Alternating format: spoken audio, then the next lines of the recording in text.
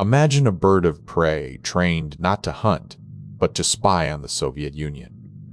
For a decade, the CIA turned common animals into unconventional spies to fight the Cold War. In the early 1970s, U.S. intelligence officials looked beyond traditional spies and turned their imagination toward birds like hawks, owls, and ravens to gather secrets behind the Iron Curtain. Project Axiolite was a specific training program on San Clemente Island where raptors learned to fly miles over water and land precise missions, effectively acting as living drones.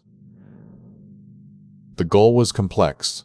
Trainers taught these birds to drop electronic transmitters onto windowsills or take photographs of sensitive military installations without being detected. However, nature often interfered.